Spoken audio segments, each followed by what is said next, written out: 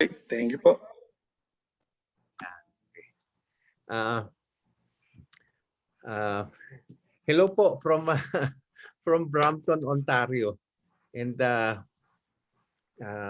this is a family trip na we look forward to. This is our first trip actually since the start ng pandemic. And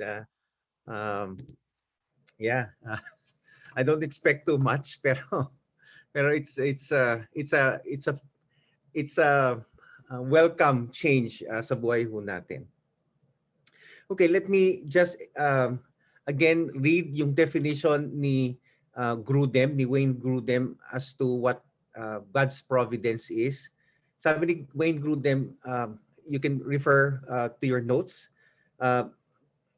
God's providence is God continually involved with all created things in such a way that He, number one, keeps them existing and maintaining the properties with which He created them. So ito ho yung preservation work ng Diyos in relation to His creation. So what keeps us existing, what keeps us alive, what keeps the whole universe functioning the way it is since it was created, no?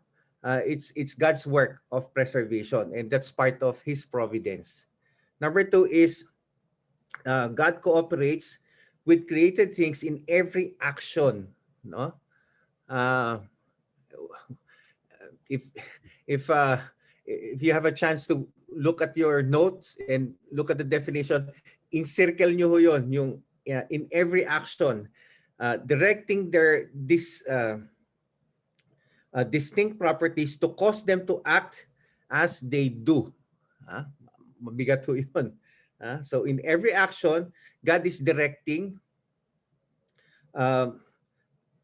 lahat ng creation in its actions, no? And number three, well, yung number two, that's referred to as yung concurrence, no? I think last week we talked about two things, yung preservation at saka yung concurrence, na God is in control of everything. Okay? And number three, sabi niya, directing their and directs them, yung creation, to fulfill His purpose. So God has in His counsel. Pag sinabi natin counsel ng Panginoon, I think later we'll define what counsel is. But basically, ang counsel is in eternity past, God has already determined what will happen. Okay?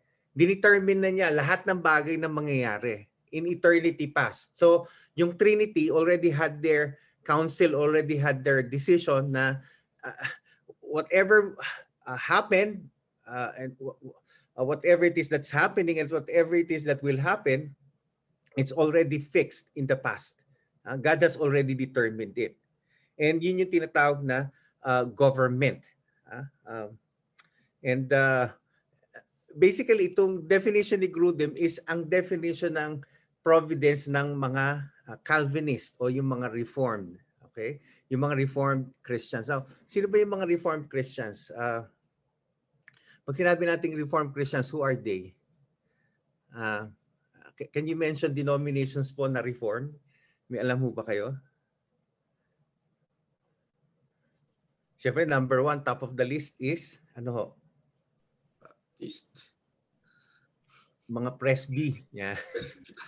Mga Presby. Ito, hindi ho yung mga, well, siyempre may mga liberal na ho kasi na mga mainline Presbyterian, hindi na ho yun. Ito yung mga ano, yung mga Orthodox, katulad ni na R.C. Sproul, okay? Presbyterian po yan. Sino bang kilalang Presbyterian? Oh, si ano? Si Dr. The best preacher who ever lived the past century. Martin Lloyd Jones, yan. Dr. Martin Lloyd Jones, yeah, Presbyterian po yan. And also sa mga Baptist, and well, ang mga Baptist, they can be grouped in different categories, ano, pero a good number of them, mga particular Baptist. So Sina Spurgeon, yan. John Piper, yan. Al Mohler, yan. Yun yung mga Baptist na sa ganito. Now, we will go now to the other side. Pero meron pa mga pala isa pang topic na pag-uusapan natin that clarifies itong position na to. So let us go there first. Okay. Before we go sa Armenian position, let's first discuss about yung naiwan ho natin. Government. Ano ho ibig sabihin ng government? Okay, so when you say government, it's God's providence.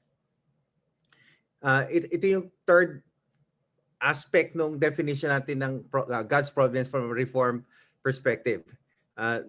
It indicates that God has a purpose in all that He does in the world, and He providentially governs and directs all things in order that they accomplish His purpose. Okay? So, ibig sabihin ho yan, lahat daw ng bagay na nangyayari, at mangyayari, ito ay ayon sa tinakda ng Panginoon. There are passages ng Bible that seemingly supports this. One is, let's take note of these passages. Psalm 103 verse 19.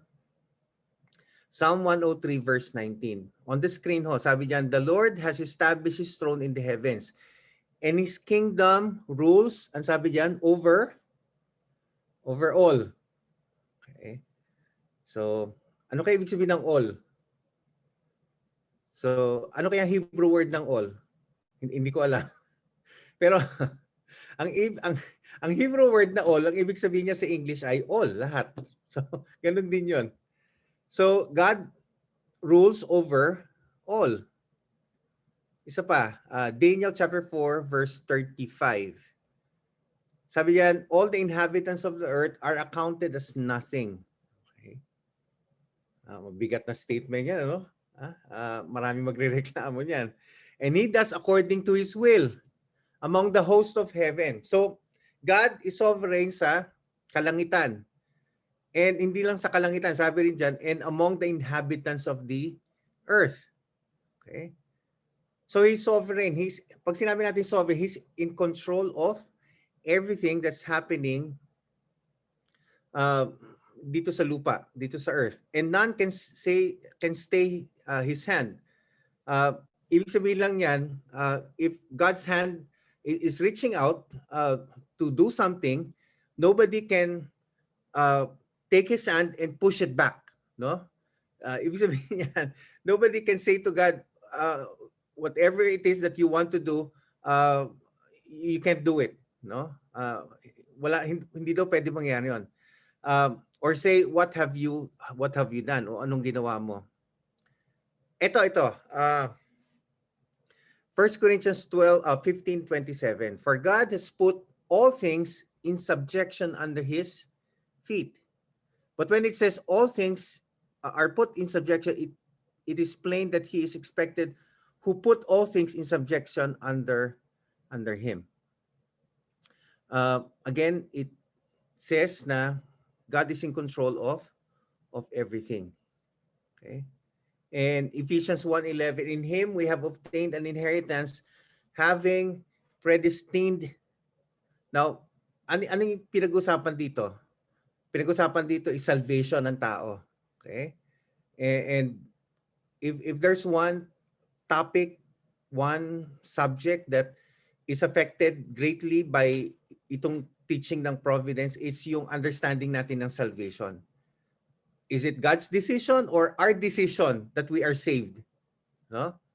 So sabi yan, having been predestined according to the purpose of Him who works all things according to the counsel of His will. Okay? So it wasn't that God, because He is all-knowing, He's omniscient, He knows those who will respond in faith. On that basis, God has preordained those who will be saved. Hindi yun eh. The basis of God preordaining or destining people who will be saved is not his foreknowledge of who will be saved or who will respond sa kanyang biyaya, but rather it's according to the counsel of his will, meaning it is his decision, it is his purpose, it is his plan, for people to be saved and for some people not to be saved. Okay. Now, yung will ng Panginoon can be categorized into two. Number one is yung God's moral will, which includes yung moral standards like yung Ten Commandments, and then yung mga moral commands ng New Testament. So, when you say God's will, when you say God's rule, it's those. Yung utos ng Panginoon, yung Decalogue, yung Ten Commandments, and also yung mga moral commands like do not uh, uh, do not, ano ba sabi doon?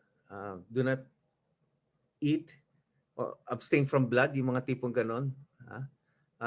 Those are things na binention sa New Testament. But also there is that tinatawag na providential government or yung tinatawag na secret will. So, dalawang kalooban ng Panginoon, revealed will and then yung secret will. Okay? Yung secret will naman, it includes all the events of history that God ordained to come about. Okay? So, ito yung binanggit kanina sa Ephesians, yung counsel of His will. So, in the past, God has already made a rule na itong mga bagay na itong mangyayari. Okay? So, it includes all the other evil acts that has ever happened and will happen. So, it includes everything, including evil acts. And a good example dito is yung Genesis, is it 55? Yung kay Joseph, sinabi ng Panginoon, sinabi ni Joseph about talking about yung how yung mga kapatid niya were afraid because of the evil that they did to Joseph. And then Joseph retorted to them, nasabi niya, you did evil against me, but God meant it for good. Meaning, God used even yung evil ng mga tao in order for Him to fulfill yung kanyang preordained plan. Okay? And that's part ng tinatawag na secret will ng Panginoon. Okay, so far, question po about government. So pag sinabi natin government, it tells us na God is in control of everything. Okay? And when we look at the things that has happened, it includes yung act ng mga tao that fulfills yung kalooban ng Panginoon, good acts, and it includes also yung mga evil acts. And God in His wisdom and providence uses all of this in order to achieve His purpose. To some people, that's a heavy thing to grasp and a heavy thing to accept. Mabigat na tanggapin. May question po kayo before we continue? Okay lang ho bang mag-continue? Good? We can continue. Okay, decrees of God. Ano yung mga decrees ng Panginoon?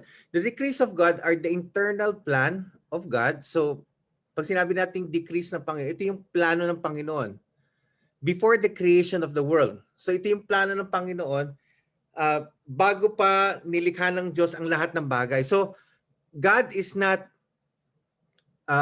the way God acts right now is, He is not just reacting to things na ginagawa ng tao, but rather, the way we should understand yung mga actions ng Panginoon is that we should understand it dun sa point of view na even before the creation of the world, this has already been set by God. Hindi reactionary ang Panginoon. No? Pag sinabi natin reactionary, He just react to how people behave. And He has to adjust. And one belief that, siyempre, like most of us, we grew as Catholic, di ba? Nagkatisismo naman tayo. No? And I vaguely remember na yung aking religion teacher taught us na what happened during the fall of man is that God has plan A. Okay? Ano ang plan A ng Panginoon? Ang plan A ng Panginoon. Hello? Hello? May nag-i-echo po? Ayan. Okay. Thank you po. Ang plan A ng Panginoon is for God to create man and woman, and then that they should live happily ever after. Diba? Ibig sabihin, hanggang ngayon ay nasa Garden of Eden pa rin ang mga tao, masaya, walang sakit, walang kamatayan. That's plan A. Okay? But something happened. Okay? And what was it? Well, man fell into sin. Okay? And as a result of that, God had to react to that. God had to make a remedy dun sa pag-fall ng tao. And ano yung reaction ng Panginoon? Ano yung remedy ng Panginoon? Yung remedy ng Panginoon is plan B. At ang plan B is for God, di ba? Nung from the very beginning, di ba? God has already declared sa atin na He will send yung seed of the woman. Yung seed of the woman is no other than Jesus, the Savior, and He will bruise the serpent's head, and so on and so forth, and fulfill yung redemption redemption action ng Panginoon. And growing up sa Catholic teaching, I was told na that was plan B. Okay? So God just reacted. Kung ano man yung ginawa ng Panginoon sa cross, sa salvation ng tao, it's plan B. Or can be plan C. Or can be plan D. No? And what is happening is God is just continuously reacting to how people will act and behave and do. So, according to the decrees of God, itong doktrina na to, itong konsepto na to, hindi ho ganon. There's only one plan, and that is plan A.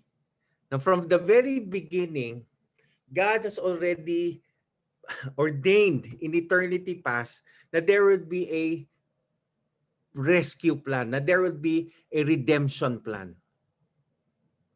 Now, does that confuse you? Confusing ba yon? Now, let me ask you, sino sa inyo growing up, ang paniniwala nyo is that there was plan A and sin came in, so there had to be plan B. Sino sa inyo ganun ang paniniwala nyo before?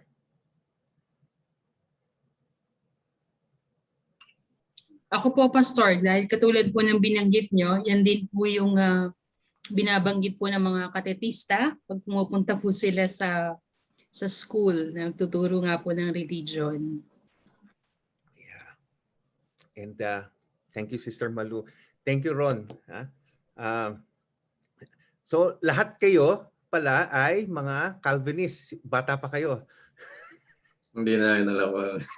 Dati yung ganyan, Pastor. Pero isipin nyo to, no? Isipin nyo to. Hindi ba, logically, yun naman talaga ang parang tamang paniwalaan eh, di ba? Di ba? That God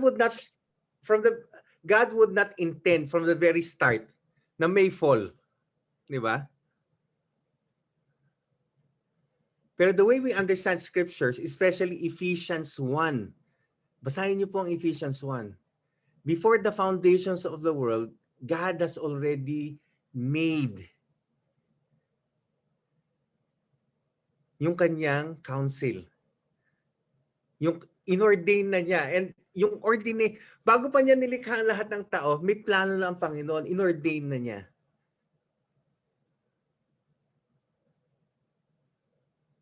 And like what I have said, these are things now we need to process, we need to learn more, and really be convinced about our position. And let me say this, kuminsan when we are formulating our understanding on this matter, it's a pull between philosophy, okay, logic, and then scriptural evidences.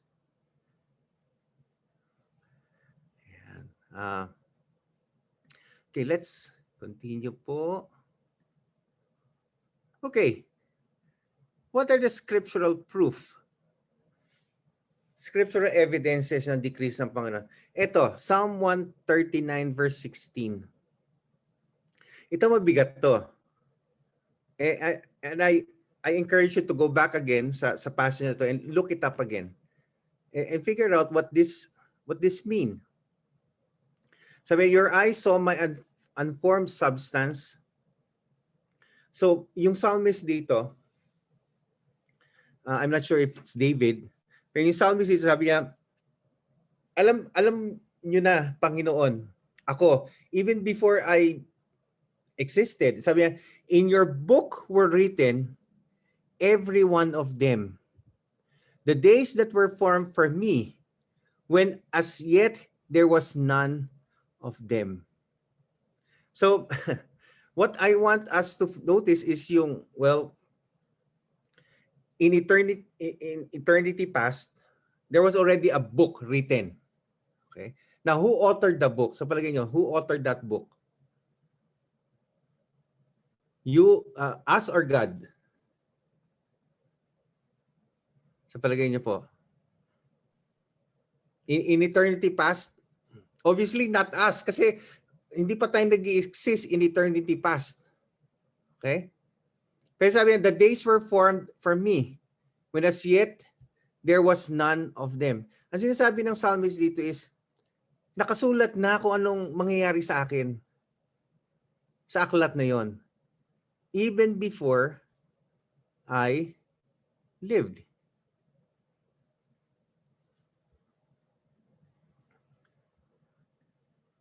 Another one, and this is very interesting. It talks about what transpired during the crucifixion and how Peter explained in both passages in chapter 2 and chapter 4. Si Peter po ang nagpipreach ho dito. Sabi niyan, this Jesus delivered up according to, ang sabi diyan, ESV po ito, ano po? Ang sabi po diyan, according to the, ano po, definite plan. And then foreknowledge of God. You crucified and killed by the hands of lawless man. What happened? What transpired? Every detail that happened during the passion and the crucifixion and the death of the Lord Jesus Christ is what? Is a definite plan ng Panginoon that was foreordained by God. Okay, Acts chapter 4 verse 28. Peter again sabi niya, to do whatever your hand and your plan has predestined to take place. Peter is still talking about yung crucifixion ng Panginoong Jesus. And he's talking to the Jews. Talking to the Jews. Sabi niya, to do whatever your hand and your plan had predestined to take. So therefore, ito yung conclusion ni Grudem sa part na yan. Sabi niya, therefore, from these examples, that all that God does, He has planned before the creation of the world. Okay? So, yung decrease ng Panginoon, everything that God has planned, He has planned it before the creation of the world. Sabi niya, this truth helps us realize that God does not make up plans suddenly as He goes along. Yun nga, yung pinabagay natin nga, there's no such thing as plan A, plan B, plan C, plan D, as far as God is concerned. Okay? And sabi niya, He knows the end from the beginning and He will accomplish His good pleasure. And that's basically what Reformed theology is. That's what Calvinist theology is, no? As far as understanding yung providence ng Panginoon, understanding how God is in control of everything. Okay. Before we go sa Arminian position naman, any questions so far? Any question that a discussion might be helpful? Might be helpful for us to understand these things. Any question po? Basta ako may curious. Question na rin siguro. Kung lahat preordained or predestined na, question lang talaga, Pastor, stupid question, kumbaga. Oh, Ano kayang ginagawa? Ano kayang ginagawa ng Diyos ngayon, kumbaga?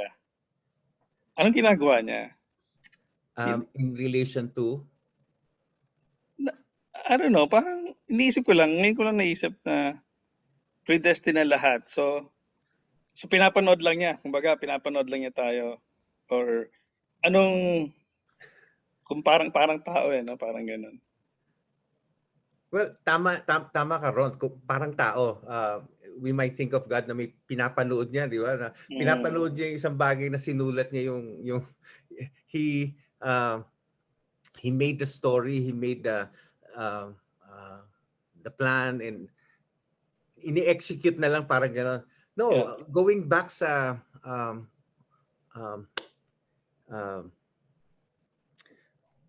when we refer to God as eternal, ano yung sabihin ng eternal? Yung eternality ng Panginoon in relation to time. What is God's relationship sa time? Outside. Yeah, God is Outside the time. Yeah, he's there. He's all over. And that probably makes it difficult for us to understand yung providence sa Panginoon from a very reformed point of view, because we tend to think of it from a very human perspective, not from a God perspective. And there's a reason why. There's a reason for that. Alam niyo kung bakit we cannot think of it from a God perspective? Because we are not. Him. We're not God. Di ba? So, yeah.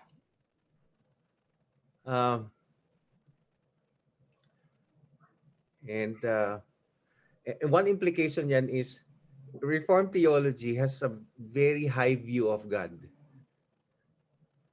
That's why sa mga tao who are Reformed in their theology, they easily accept these things because they have a high view of God. I'm not saying that if you're an Armenian, you don't have a high view of God. Ano? Pero it helps. It helps. It helps to accept the mystery. Okay? Yeah. Okay. Okay ba, Ron? Okay ba yan? Any more questions from anybody po? Yes, Pastor. Yung predestination po or providence ng Panginoon sa lahat ng nangyayari na, nangyayari at mangyayari pa according to His providence.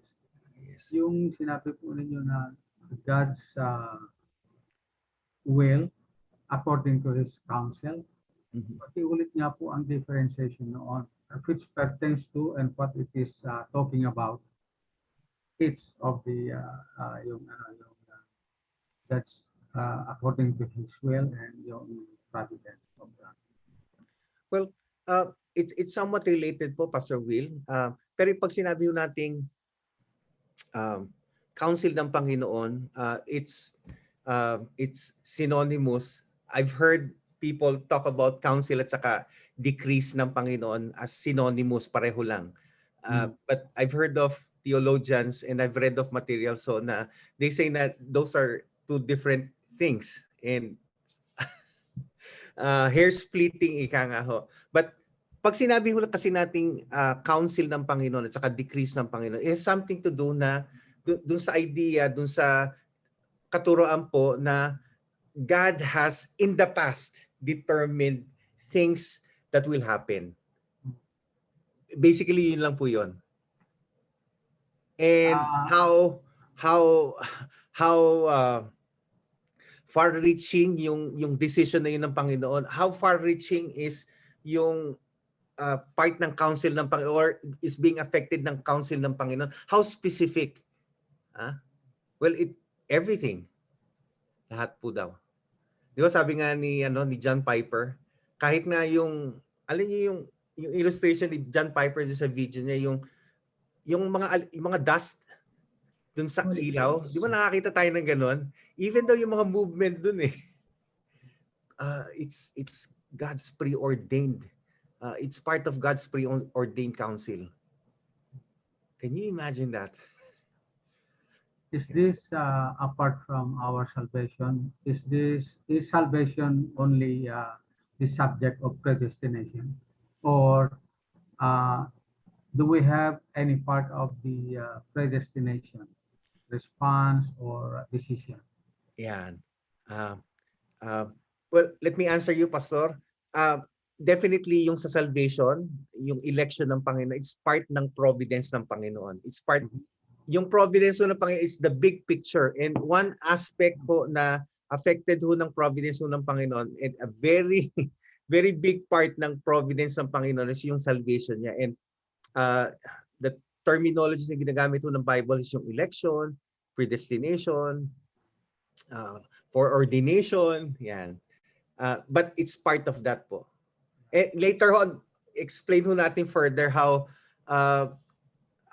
yung Arminian position reacts to that, and then they would say na no, this is how salvation happens. This is yung process ng salvation. We will go to that po, Pastor Will. Nabanggit nyo kasi, Pastor, He knows those who will believe the gospel. Something like that. Well, yun po yun eh. God's counsel is not contingent on the fact na He knew who are the people who will exercise their faith to believe. Hindi doon nakasalalay ang pagpili ho ng Panginoon. It's not yung choice ng tao. It's not people's choice that's the basis of God's choosing, but rather, dun nga sa binasa natin na it's God's own counsel. Okay? Hindi yung kalooban ng tao ang naging basihan ng pagpili ng Diyos, kundi ang sarili niyang kalooban. And that spells a big difference. And since this is systematic theology, we believe that also because it affects other doctrines like yung doctrine ng original sin. Okay? So, yeah, yun po yun. So, let me continue po yung ating discussion. Thank you, Pastor Will. Okay, Pastor. Thank you, Pastor. Thank you. Okay. Well, there's another evangelical point of view on this matter. Yun yung tinatawag Arminian position. And let me make kwento, no. May dalawang personality sa church history na magandang i-point out when talking about relationship ng mga Arminians sa mga Calvinists o yung mga Reformed. And that is the Wesleys, yung Charles at saka si John Wesley at saka si George Whitefield. Okay. Si George Whitefield is regarded as one of the best preachers who ever lived, no? In fact, si Jonathan Edwards, kasi they were contemporaries. When Whitfield went to the States, and Jonathan Edwards, can you imagine si Jonathan Edwards po, he is considered to be um, um, I think it was it's Al Mohler na nagsabi na kung merong na-produce ang America na genius, okay? Itong genius na to is um, Jonathan Edwards. And Jonathan Edwards, when he heard George Whitfield preach, it challenged him. Sabi niya, naku, talagang parang nung narinig niya mag-preach si George Whitfield, parang nanliit siya kasi sabi niya, naku, how I wish I can be like George Whitfield na mag-preach. And ayon nga sa testimony na narinig ko, sabi niya, sabi nung historian, when Jonathan Edwards heard Whitfield preached, he decided na babaguhin niya yung style niya. So talagang this George Whitfield is very, very renowned na preacher. In the 1700s, 1800s. Now, yung nabanggit ko kanina na sina Charles Wesley at saka sina John Wesley, they were also hymn writers. In fact, one of them composed yung Joy to the World nga eh. Best friends sila. Best friends sila sa university that they went to, probably Oxford or Cambridge. They were best friends and they started yung Methodism. They started yung Methodist denomination. And ang naging issue sa kanila is one of them, particularly George Whitfield, is Calvinist, Reformed. Okay? And then the Wesleys, they were Arminians. Okay? But they remained best friends. And they did not branded themselves as mga false believers kayo o mga false Christians kayo. Hindi sila nagbintangan na gano'n, kulto kayo o mali yung paniniwala nyo. In fact, when George Whitfield died, the person who gave yung message sa funeral ni George Whitfield was John Wesley. Was John Wesley. So, what I'm just trying to point out is that you may be an Arminian like the Wesleys, or you may be a Calvinist like George Whitfield. What's important is you understand what you believe and you understand yung the five solas of the Reformation. One of which is salvation by grace through faith alone. So sabi yan, those who held an Arminian position maintained that in order to preserve the real human freedom and real human choice that are necessary for genuine human personhood, God cannot cause a plan or God cannot cause or plan our voluntary choices. So ang Arminian position nagsasabi na hindi pwedeng ang Diyos ang pipili para sa tao. Because when that happens, kung sasabihin ng mga Calvinists, yung Providence is God is in control of everything, then what that means is man is not free. And human freedom is true. It's one of, sinasabi nila, it's one of those traits of being a true person. So, pag sinabi nating man is free, man is free to choose, to make choices. If that is the case, if man can make choices, then it has to be voluntary choices, not something that God had made in whatever way in order for us or any person to succumb or to just follow what he wills. It has to be one's own choosing. Yung sinasabi ng Yun yung sinasabi ng mga Armenian. Na yung Calvinist position invalidates human freedom and human choice. Also, sabi nila, they therefore conclude that God's providential involvement or in control of history must not include every specific detail of every event that happens, but that God simply responds to human actions and human choices and actions as they come about, and does so in such a way that His purposes are ultimately accomplished in the world. Okay? So, hinahayaan pa rin ng Panginoon ang tao to make their choices. Okay? And He is just responding, going back doon sa sinabi natin kanina, God has plan A, plan B, depending on how humans act, depending on how humans behave. Also, Armenians hold the position that God's purposes in the world are more general, okay, and could be accomplished through many different kinds of specific events. So that God's purpose or plan for the world is not a blueprint encompassing all future contingencies, but a dynamic program for the world, the outworking of which depends on man.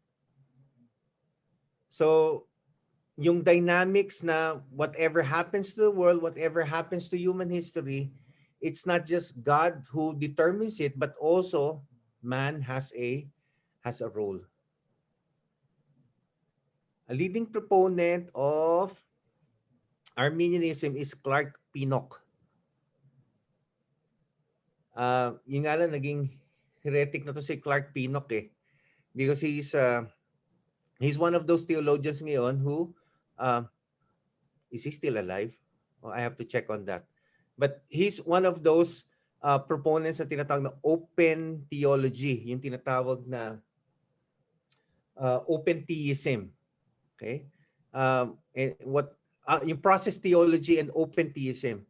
And what that is saying is God doesn't know the future because He is just reacting to what man does. Okay? So sabi ni Clark Pinnock, sabi niya, he says that predestination does not apply to every individual activity but is rather comprehensive purpose of God which is structural in context in which history moves. So, kung merong providence ang Panginoon, structural lang siya. Skeleton lang siya. And man continues to work and react to circumstances sa mundong ito. And as a result of which, God also reacts to how man reacts. Also, the Arminian position maintains that God's will cannot include evil. Ito pa. This is also their argument. Sabi nila, God cannot be the author of evil. Okay? Imposible. It's against the nature ng Panginoon na God to use evil to accomplish His work. So therefore, sinasabi niya, the fact that there's evil, i.e., fall of man, sabi niya, the fall of man is an eloquent refutation to the theory that God's will is always done. The fact that man fell points to the truth na God's will is not always accomplished. God's will doesn't always happen. Sa isang banda, on the other hand, yung Reformed, yung Calvinist position openly declares na whatever happens, it's God's will. Ang sabi nila, no, the fall of man is a proof. It's a proof that not everything that God wills happens. Okay? So it is not true that everything that happens is God's desire. Sabi ni I. Howard Marshall. Okay. Let's look at an illustration ni A.W. Tozer.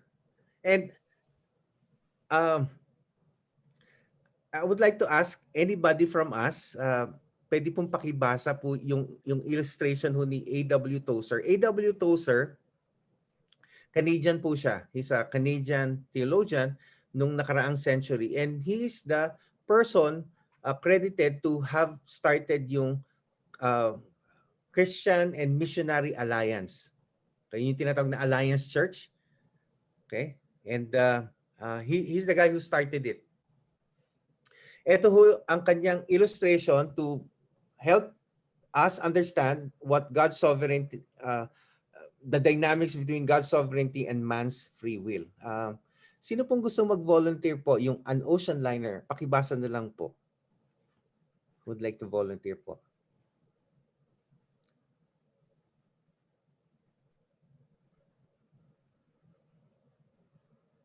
Sino po ang predetermined by God? By God's sino ho ang Pastor. ayan, si Pastor Will may providentially chosen by God po. Amen. All right.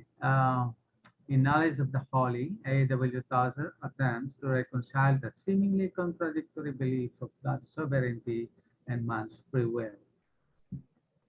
1. An ocean liner leaves New York bound for Liverpool. His destination has been determined by proper authorities. Nothing can change it. This is at least a picture of sovereignty. On board the liner are scores of passengers. These are not in chains, neither are their activities determined for them by decree. They are completely free to move about as they will. They eat, sleep, play, lounge about on the deck. Can talk or will talk, I can't, I can see it, all together as they please. But all the while, the great liner is carrying them steadily onward toward a predetermined goal. Both freedom and sovereignty are present here, and they do not contradict. So it is, I believe, with man's freedom and the sovereignty of God. Ano yun?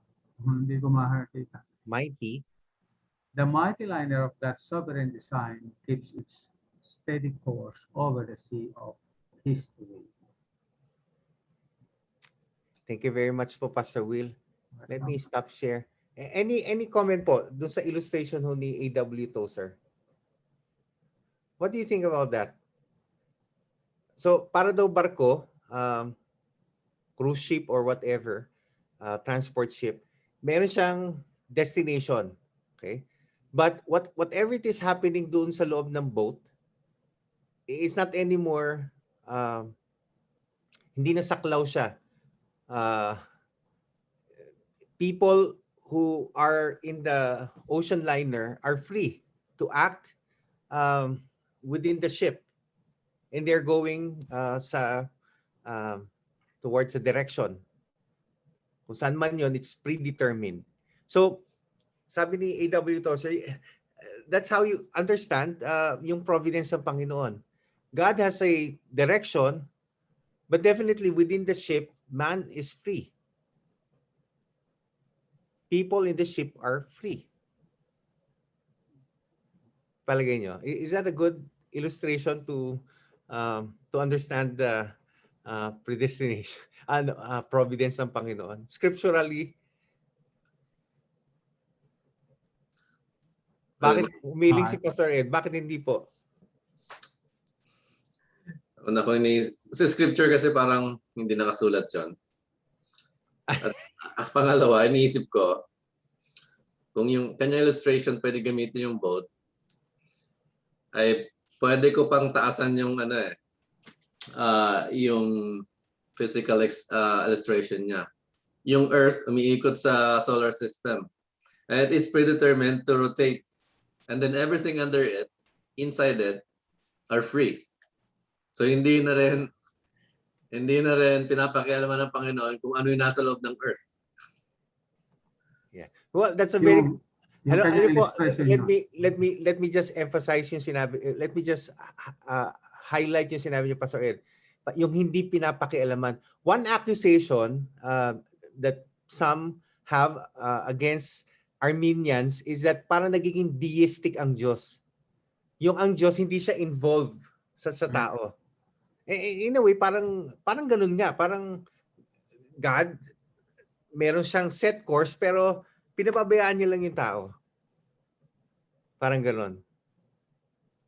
Pero ang understanding natin is, will that fit dun sa description ng scriptures about how God guides everything in the universe?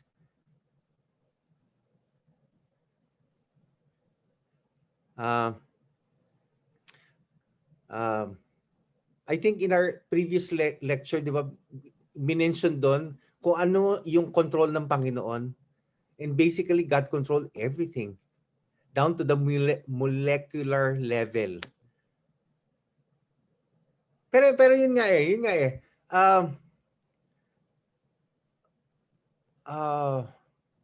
How do we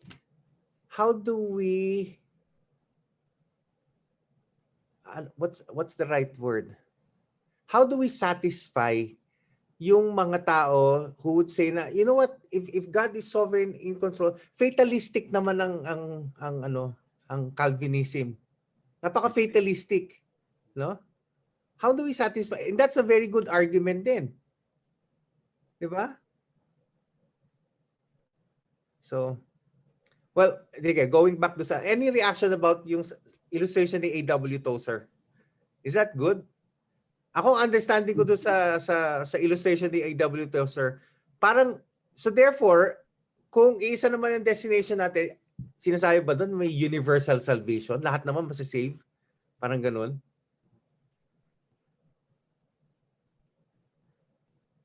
Parang hindi, no? Hindi mo pwede sabihin na ano. Ano ba yung mga tao, nandun na sila sa boat, tatalon sila overboard. Well, it's an expression ng will nila, no? Parang ganun. Dito na lang, Panginoon, Pastor, if I may. Apo. Yung creation ng Panginoon ay according to His purpose. Okay. So, alam niya kung ano ang function, responsibility, or how long will things or a man lives. Di ba? At meron tayong kasabihan na ang isang bagay o ang isang tao ay gumagawa ng isang bagay ayon sa kanyang plano. Meron siyang blueprint. And how it functions, siya pa rin ang magpo-provide ng tinatawag na manual. So, yun ang aking pananaw o pananampalataya sa Panginoon na everything ay saklaw po niya. Sa ating salvation, siya po ang may author niyan. Yung ating decision ay sa akin to. Correct me if I'm wrong, we have different views probably, but siya pa rin po ang may author niyan. A wretched person, a sinner like me, who would have known, malay ko, akala ko, ito na yung buhay ko nung araw. Nagagawa ko ang lahat. Pero sa isang banda sa buhay ko ay nagparamdam, nagpakilala sa akin ng Panginoon. So it was not mine, it is His. Okay, salvation po yun Yung ang mga pangyayari sa buhay ko, kasama doon. I have plans for my life. Again, sinabi ko sa inyo, akala ko that was it. I was at some time, parang parte ng buhay ko na ituka ko, this is it. So, akala ko yun na. Pero, hindi nga rin. Sapagkat meron pa rin siyang plano sa buhay ko. Which I believe now is where I am at right now.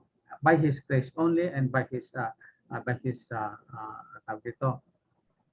yung kanyang providential way. Pastor, kung that makes sense, yun lang yung pananaw, but you can correct me and anybody can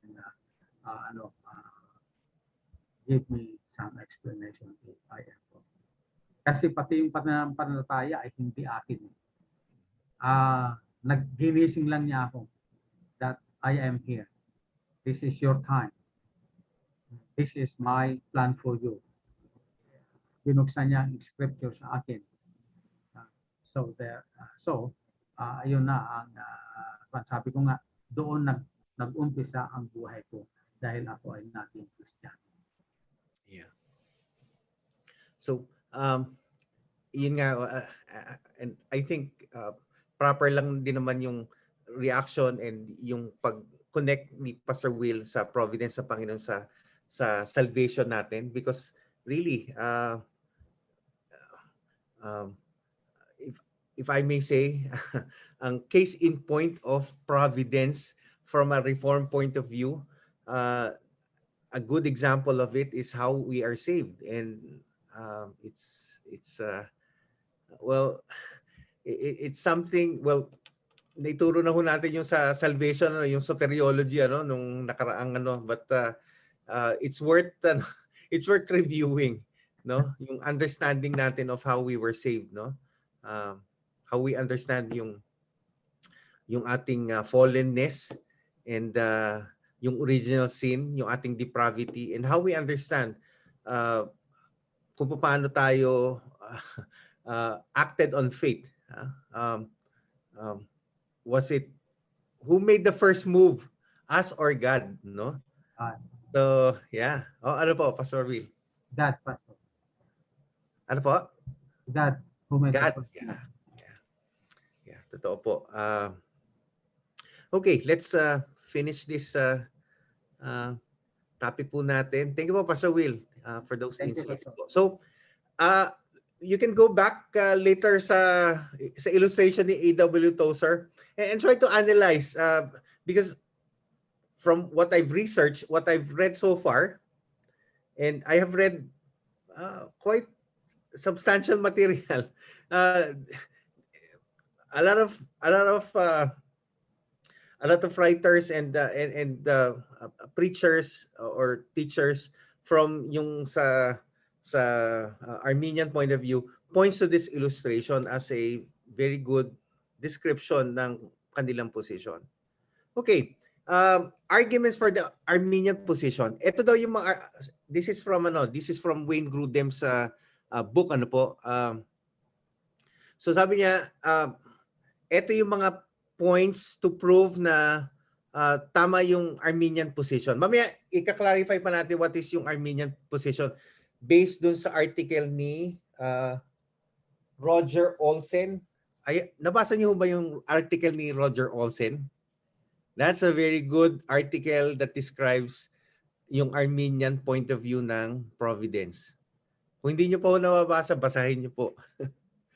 Number 1, argument. The verses cited as examples of God's providential control, such as those verses or passages na binasa natin kanina, are exceptions and do not describe, exceptions daw yun rather than the rule, and do not describe the way that God ordinarily works in human activity. So sabi ni Jack Cottrell, sinite siya ni Grudem, sabi niya, it is natural that the Old Testament teems with accounts of special providence, God guiding personalities sa Old Testament. But we have no reason to assume that God was working in Australia and in America in such a way at that in such a ways at that time, or in such a way as during those time. So it's not normative. Kung may mga examples sa Bible na sinasite ho, pointing to God's talagang detailed providence, it's more of an exception rather than the rule, sabi niya. Because sabi nga ni Jack Cottrell, it's not something that God does everywhere, no? So exception daw 'yon, hindi daw rule. Okay? Number 2 is the Calvinist view wrongly makes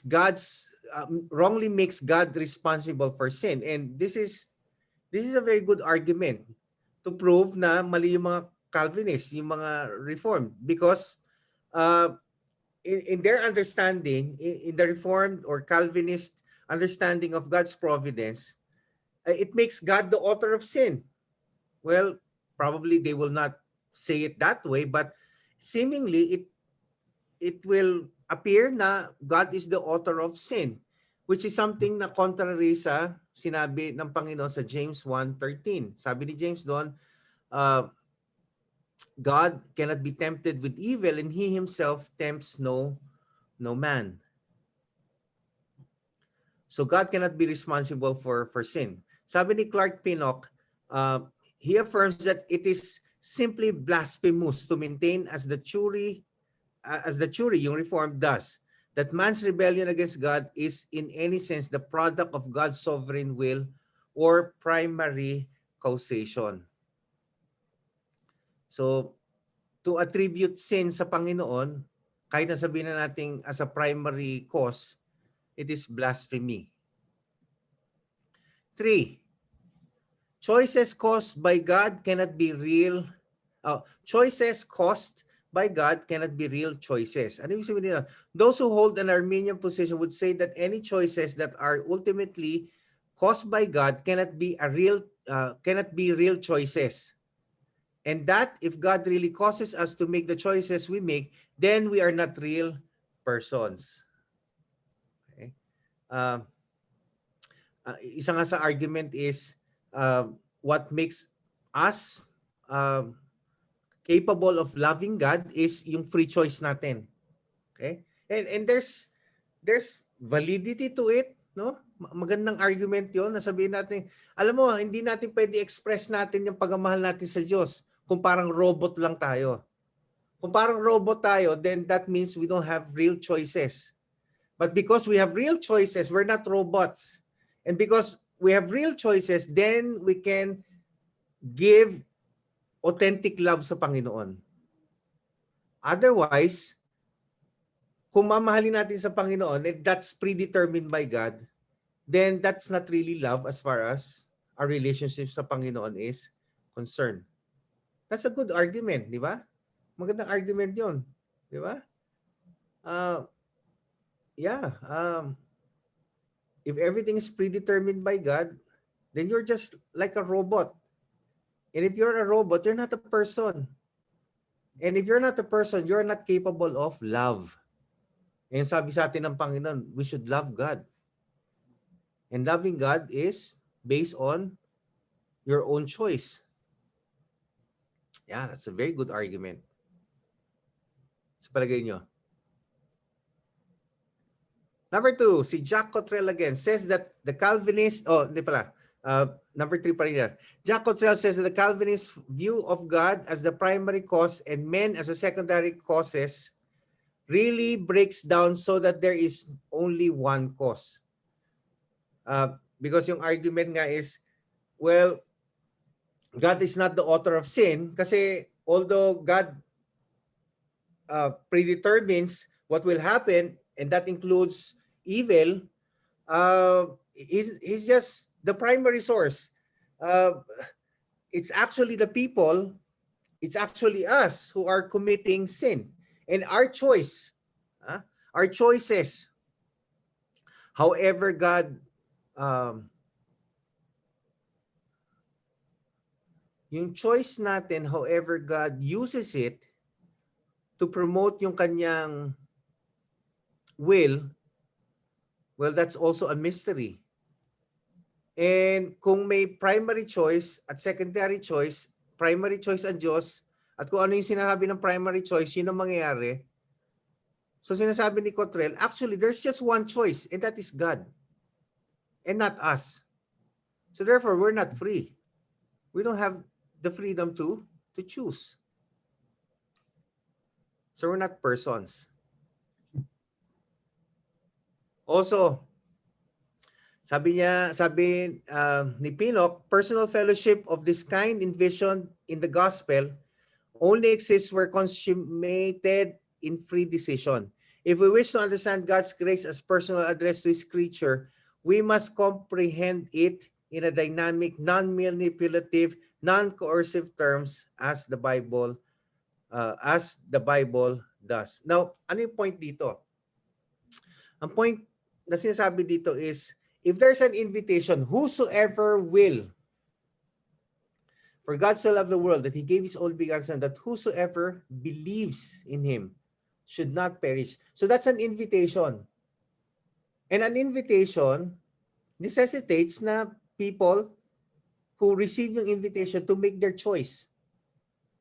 Now, if the choice is based on a predetermined plan ng Panginoon, so therefore, that is not His choice.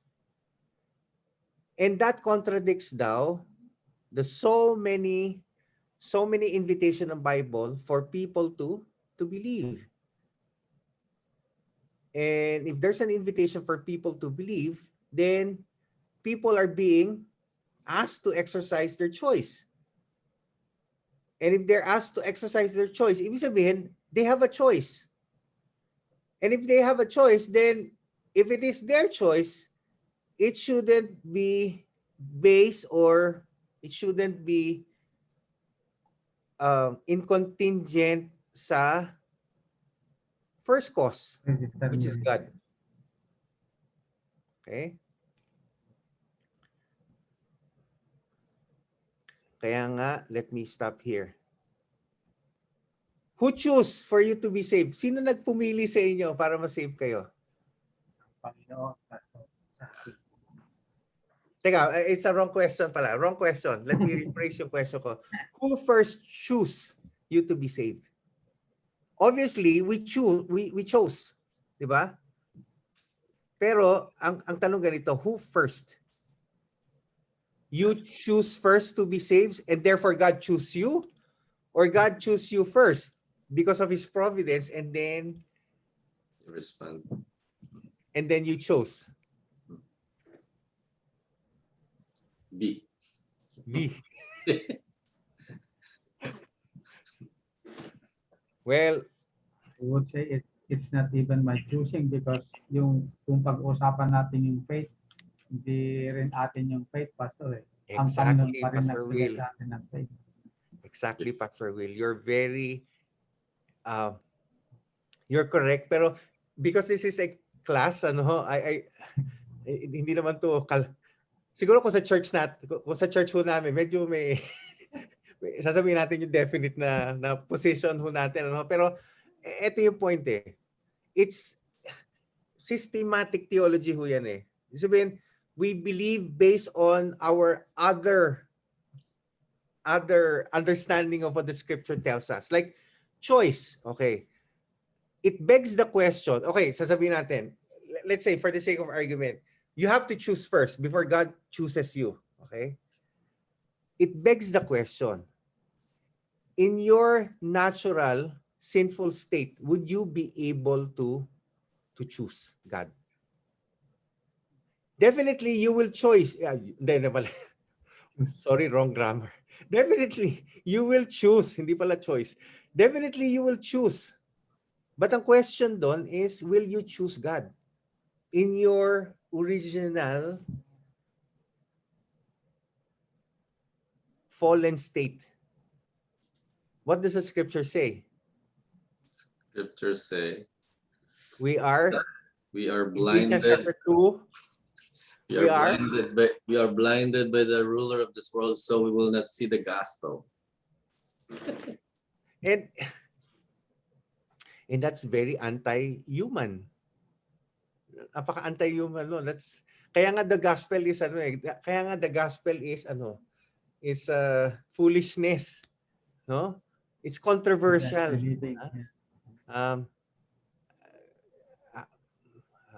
Hindi, scandal. The way the Bible describes the scripture, the gospel is, it's scandalous to the human mind, no? So, yeah. Pero So, Pastor, di ba, sorry, before the fall of man, we have a choice, di ba? Kasi nung nawalan tayo na ng choice, after the fall of man, na talagang ang choice natin is, wala talaga tayong choice kasi spiritually dead na tayo. But before, ngayon, Adam and Eve. Pero there was a time na humans have a choice. Sabi nga, tama si Pastor si Pastor Ron. Totoo yun. There was a time no humans have a choice. Actually, may choice pa rin naman tayo ngayon eh. Pero yung capacity to make the right choice, to choose God, that was That was our first parents. Mm. Di ba? Sa ngayon, hindi na. Or depende kung ano position nyo. Depende kung anong paniniwala nyo. Depende on how you understand yung original sin. Di ba? So, alam nyo, it's one doctrine that affects other doctrines, and also one doctrine that other doctrines affect this understanding, no? Yung our understanding of this doctrine. This is very important. Okay, to drive home the point about the essential freedom of the human will, advocates of an Arminian position draw attention to the frequency of the free offer of the gospel. Di ba palagi sinasabi, well, actually, may nag-point out sa akin, sabi niya, if you believe na it's God who chooses for people to be saved, so why share the gospel? Why give an invitation for salvation? Diba? Why? Well, because because God tells us so. Diba? Pero yun ang sinasabi natin. So therefore, why does God tell us to offer salvation if God doesn't see or God doesn't value yung individual choice ng mga tao? So sabi yan, so the free offer of the gospel in the New Testament, they would say that these invitations to people to repent and to come to Christ for salvation is, if bona fide, must imply the ability to respond to them. Para maging totoo yung invitation ng Panginoon for salvation, then people has a choice. And if people has a choice, then God's providence is not 100%.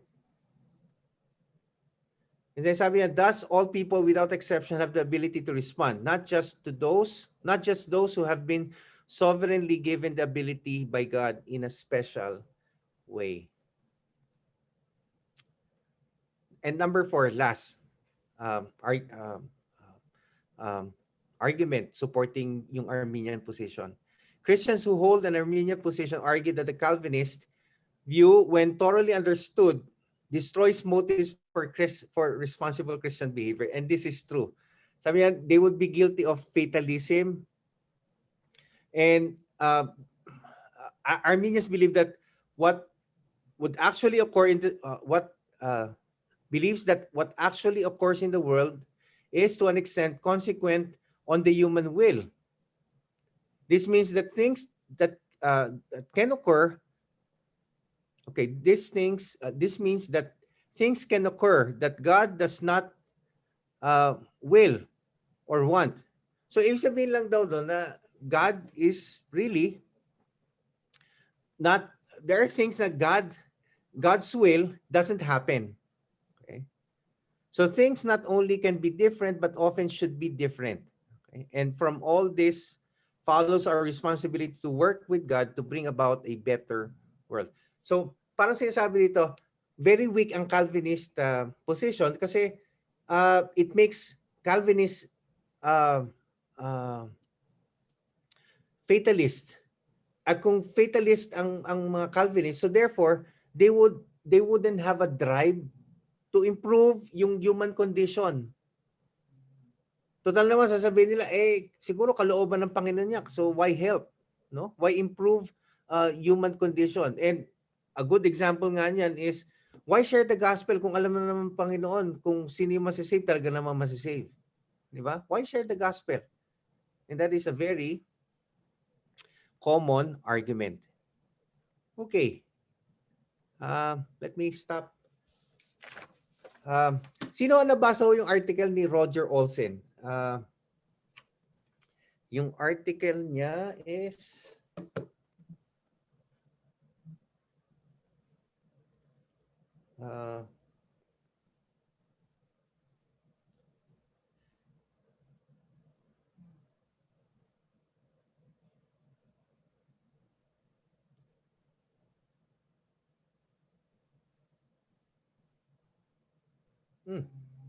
okay. Sino nabasa po yung article ni Roger Olsen?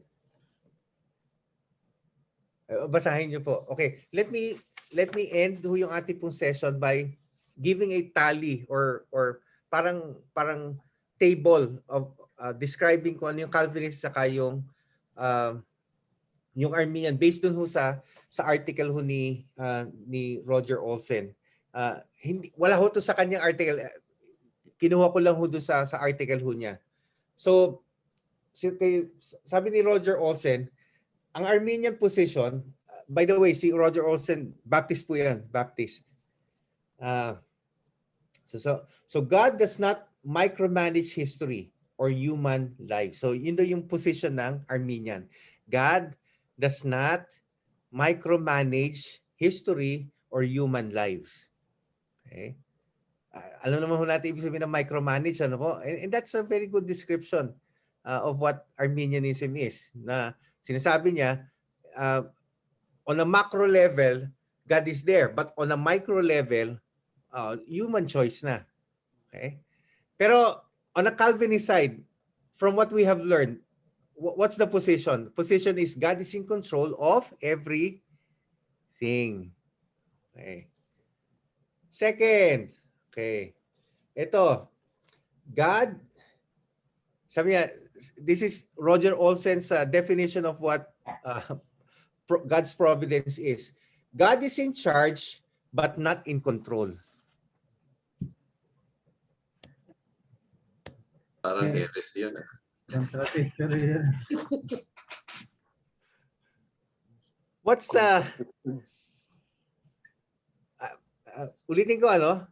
God is in charge but not in control. Well, what I can connect with that is yung illustration ni A.W. Tozer. Yung about the ship liner. He's in charge of the direction of the ship. Pero whatever happens in the ship, people there have freedom. Okay? And that's a good understanding of what yung Arminian position of providence is. Okay? God is in charge, but That's not theirs, in Pastor. control. Theirs, not ours. Ano po, Pastor? That's theirs, not ours. Yung Arminian. Para tayong Chris Patayota, ano? Okay. So, okay, last. God may permit sin, but does not design, foreordain, or render them uncertain. So there are sins that can be avoided, it's dependent on human action, human choices. Okay? So there are things na probably there are things na niloob ng Panginoon na mangyari, it's part of His plan, but on a macro level, not everything is according to God's will, and it depends on human choices. So three things na binanggit ni Roger Olsen, yung position ng Arminian understanding of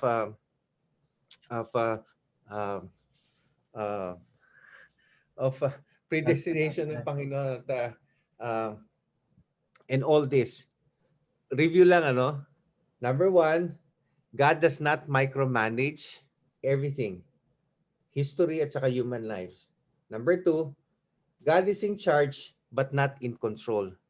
And number three, God may permit but does not design, foreordain, or render does not permit sin, but does not design, foreordain, or render them uncertain. So, generally, what it is saying is, generally, God is not the author of sin. God doesn't foreordain. God's plan doesn't include sin. In some cases, it may, but generally, no. Calvinist, no, lahat. Lahat yan. So, yeah. And with that, we will be leaving iiwanan na ho natin yung providence ng Panginoon, which is a topic na I hope I hope you learned something. I hope that that made you interested to go over this pa, no? Yes. And and mga kapatid, let me tell you this. We will end din po very soon. But why is this important? Because this is how we answer yung question ng theodicy. Ano yung issue ng theodicy? Ang kulit ko, no? Sinabi ko na to last time eh. What's the issue of theodicy? Issue ng theodicy is number 1, how come we say na God is all-powerful and all good when we look at the world and we see that there's evil?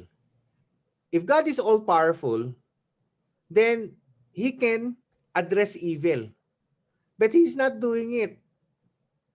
So probably He's not powerful. If God is all good and there's evil in the world, how come He's not addressing it? Maybe He's not all good. Now, the key to answer to that question is what? Our understanding of God's providence. However we understand God's providence, that is our answer. If your answer is God is sovereign in everything, then go with it. You will just say, you know what? Who am I? And who said that in the Bible? Who am I to question God? Paul. The first guy. Apostle Paul. In the Old Testament po. Ah. The first book that was written. Job. Job. Job. Di ba? Job. Sabi ni Job. Di ba? Bye-bye po, Pastor Ed. See you. Wala ko tayong pasok next week. Susunod na huli. And we have 2 more sessions po. We'll talk about miracles and we'll talk and wrap everything up. Last topic ko natin, miracle. And why miracle? Well, it's very important ho. Nowadays. It's very important to discuss about miracles as God's act. Okay, bye-bye po, Pastor Ed. So, however we understand providence, that's how we will argue yung issue ng theodicy. So yun nga po, I just said it, wala po tayong pasok ko next week because I'll not be around. And thank you very much for taking the time to be with us sa Bible study po na to. And I just pray and hope to God. Is that a right expression? I just pray and I just hope and pray sa Panginoon po na that God will continue to make Himself known to us as the great and mighty God, sovereign God. And however we face our own challenges sa buhay, the only anchor that we can hold on to is really our God. Our God. And we would not be able to anchor ourselves sa Diyos na to not unless we know who He is. Because if we don't know who He is from the Bible, then we will just project human. Di ba sinabi ng scriptures, God created man in His image. Fallen humanity does the reverse. He projects God according to His own image and likeness. And that's bad. There's no hope. There's no peace. There's no contentment in that position. That's why we need to study theology proper po. So, thank you very much po. And hope to see you po not next Sunday again, not next Monday, but the next Monday po. We'll have 2 more topics and 2 more important topics po. So hanggang dito na lamang po ang ating pong pag-aaral. God bless you po. Salamat po, Pastor. Enjoy your time with the family. Opo, salamat po, Sister Malu. Sige po, Romel. Thank you, Pastor Will, Sandy, Jonathan, Brother Eugene, Sister Beng, Scott. Enjoy. Roland. Yeah. Ingatan kayo ng Panginoon, Pastor. Titikim po ako ng bagel, yung totoo. Okay, 1, 2, 3. God bless po. Ingat po. God bless you po.